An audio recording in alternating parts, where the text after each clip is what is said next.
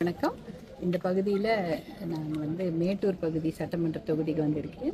இங்கே நன்றி சொல்லும் கூட்டங்கள்லாம் ஏற்பாடு பண்ணியிருக்கோம். அப்படியே வரும்பொழுது நம்ம மேட்டூர் அணை நிரம்பி இருக்கிறது அப்படின்னு எல்லாரும் தகவல் வந்து கொண்டே இருக்கிறது என்பதை இங்கே வந்திருக்கோம்.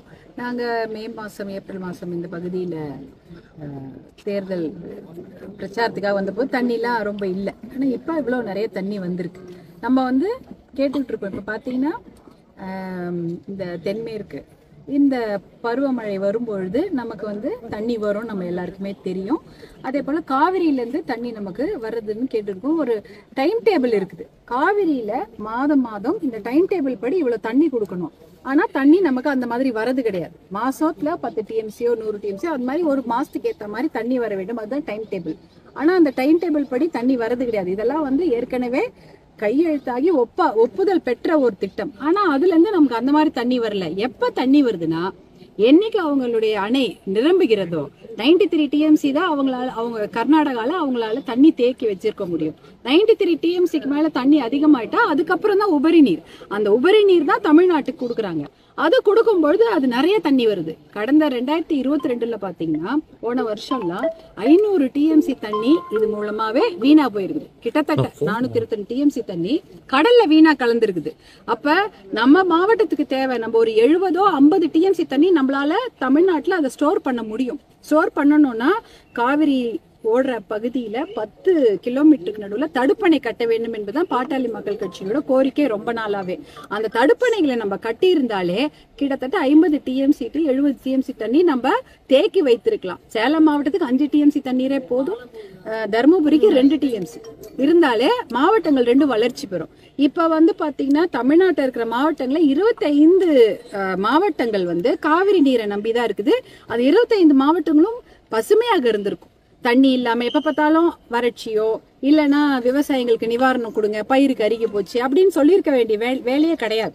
ஆனா இந்த தண்ணியை நம்ம சேர்த்து வைக்க முடியாத காரணத்தினால் கிட்டத்தட்ட 422 TMC தண்ணியில வீணா கலக்குது. நம்ம செக் டேம் மட்டும் கட்டியிருந்தா போதும். இல்ல இப்ப கூட இந்த தண்ணி இப்ப நிரம்பி இருக்கிறது. இந்த தண்ணி எல்லாம் கிட்டத்தட்ட 100 ஏரிக்கோ 85 ஏரிங்களுக்கு போய் சேர்ந்துருச்சுன்னா கொஞ்ச நாளாவது அவங்களுக்கு விவசாயம் பண்ண அவங்களுக்கு வழி இருந்திருக்கும்.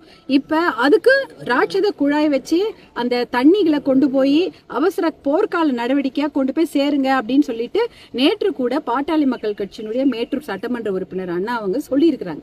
அதாவது அந்த மாதிரி செய்தா ஒரு 85 ஏரிங்களுக்காவது போய் தண்ணீர் போய் சேரும். 85 ஏரிக்கு தண்ணி பேசினா ஒரு 2-3 மாசமாவது அந்த பகுதியில உங்களுக்கு விவசாயம் நல்லா இருந்திருக்கும். தண்ணி ஏரியில போய் சேர்ந்தா அந்த ஏரி தண்ணி மட்டும் இல்ல, நிலத்தடி நீரும் நல்லா இருக்கும். நிலத்தடி நீர் சர்ஃபேஸ் வாட்டர் அதிகமாகும். சர்ஃபேஸ் வாட்டர் நிலத்தடி நீர் அதிகமாச்சுன்னா கிணறுகள் அந்த பகுதியில் இருக்கிற வீட்டுல இருக்கக்கூடிய கிணறுகள்ல தண்ணீர் ரொம்ப வருஷம் முழுக்க அவங்களுக்கு தண்ணி நல்லா கிடைக்கும். ஏரி தண்ணி 2 மாசத்துல காஞ்சி போயிட்டா கூட அவங்க கிணத்துல இருக்கிற தண்ணியாவது இருக்கும். ஏன்னா சர்ஃபேஸ் வாட்டர் ஏறணும். அப்பதான் வருடம் முழுக்க அவங்களுக்கு விவசாயத்துக்கோ குடிநீருக்கோ பற்றாக்குறை இல்லாம இருந்திருக்கும். இந்த விஷயத்தை தான் நாங்க ரொம்ப நீர் மேலாண்மைக்கு முக்கியத்துவம் கொடுக்க வேண்டும். நம்ம காவிரி மட்டும் நீர் எங்களுக்கு உபரிநீர் திட்டத்தை கொடுங்க, தர்மபுரி காவிரி உபரிநீர் திட்டத்தை கேட்பதற்கான காரணமும் இதுதான். அதே போல சேலம் இந்த காவிரி உபரிநீர் திட்டத்தை கேட்பதற்கான காரணம் இதுதான்.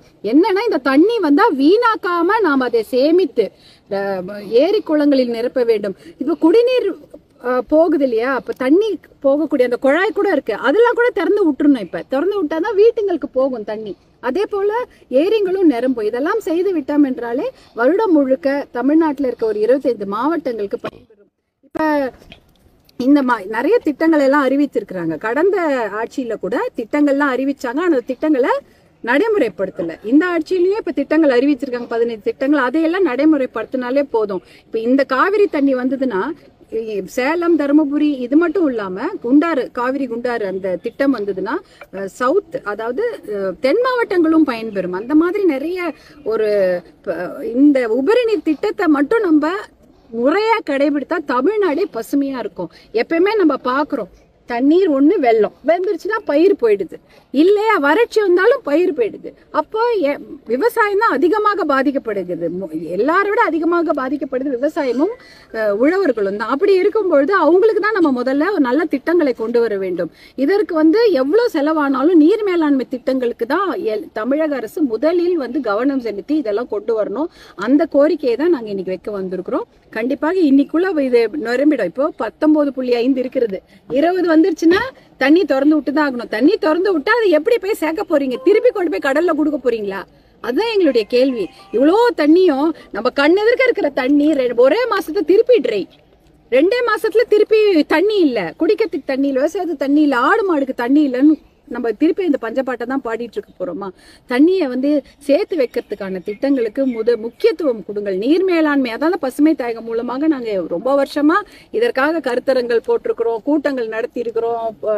மருத்துவர் ஐயா தலைமையிலும் மருத்துவர் அன்புமணி ராமதாஸ் தலைமையிலும் காவிரி காப்போம், பாலாறு காப்போம், எத்தனை போராட்டங்கள் நீங்களே பார்த்திருப்பீங்க. எல்லாமே எதுக்கு? விழிப்புணர்வு கூட்டங்கள். எதுக்காகனா நம்ம நீர் மேலாண்மை திட்டங்களுக்கு முன்னுரிமை தர வேண்டும் என்பதுதான். தண்ணியை நம்ம ஒரு சொட்டு தண்ணி வர்றது எவ்வளவு கஷ்டம். புதுசாக ஒரு சொட்டு தண்ணியை நம்மளால உருவாக்கவே முடியாது நினைச்சா கூட. ஆனா நமக்கு கிடைக்கக்கூடிய இந்த கொடை, இது எப்பேற்பட்ட ஒரு பெரிய சொத்து. இந்த சொத்தை நம்ம அப்படியே வீணா கடல்ல கொடுத்துட்டு திருப்பி தண்ணி இல்லைன்னு இருக்கிறோம். அதனாலதான் நீர் மேலாண்மை திட்டங்கள் முக்கியத்துவம் கொடுக்க முதல்ல செக் டேம் கட்டணும். அதுக்கு எவ்வளவு செலவானாலும் மக்களுடைய உயிரும் அவர்களுடைய பாதுகாப்பு, அவர்களுடைய வேளாண்மை, உழவு தொழில் தான் முதல் நமக்கு தேவையான ஒரு விஷயம். அந்த விஷயத்துக்கு முன்னுரிமை கொடுங்க என்பதுதான் எங்களுடைய வேண்டுகோள். பாமக தலைவர் நீர் மேலாண்மையில திராவிட கட்சிகள் தோல்வி அடைஞ்சிட்டதா 2 நாளைக்கு முன்னாடி கூட சொல்லியிருக்கிறாரு. அதுக்கேற்ற மாதிரி நேற்று கர்நாடக முதலமைச்சர் நீர் மேலாண்மை தமிழகத்துல சரியில்லை, அதனாலதான் நாங்க மேகதாது அணை கட்டுவோம் அப்படின்னு சொல்லியிருக்கிறாரு. அந்த கருத்தை ஏத்துக்கிறீங்களா? மேகதாட்டு அணை கட்டவே கூடாது. மேகதாட்டு அணை எப்படி கட்ட முடியும்? கட்டக்கூடாது என்பதுதான் எங்களுடைய நிலைப்பாடு. நீர் மேலாண்மை நம்ம சரியா பண்ணலன்றது உண்மையான ஒரு விஷயம் தானே. நீர் மேலாண்மை பண்ணவே இல்லையே. எப்படி பண்ணியிருந்தா நமக்கு தண்ணி பிரச்சனையா வந்திருக்காது. அப்ப தண்ணி வருது. இப்ப நீர் மேலாண்மை திட்டங்களை எது மாதிரி செஞ்சா சரியா இருக்குன்னு சொல்லி அரசுக்கு நீங்க பல்வேறு திட்டங்களை சொல்லியிருக்கீங்க. ஆனா அதுக்கு முன்னாடி காவிரி உரிமை நீர், அதாவது மாதாந்திர உரிமை நீரை கர்நாடக அரசு நமக்கு வழங்க மாட்டேங்குது. இப்ப இதுக்கு அரசு எது மாதிரி நடவடிக்கை எடுக்கணும்னு சொல்லி பசுமை தாயகத்தின் தலைவர் சொல்றீங்க, கேட்கறீங்க. எந்த ஒரு திட்டமா இருந்தாலும் வரக்கூடிய தண்ணியை நம்ம முதல்ல சேர்த்து வைக்கணும், வீணாக்க கூடாது. மாதாந்திரம் அந்த உரிமையை நம்ம கேட்கணும். உரிமை நம்ம கேட்கலன்னா யார் கேட்பா? நம்ம அரசு தான் கேட்கணும். நம்ம தான் கேட்கணும். நம்ம உரிமை நம்ம மீட்டெடுக்க வேண்டும்னா நம்ம தான் கேட்கணும். அதுக்கு எது மாதிரியான நடவடிக்கை அரசு மேற்கொள்ளணும்னு நினைக்கிறீங்க?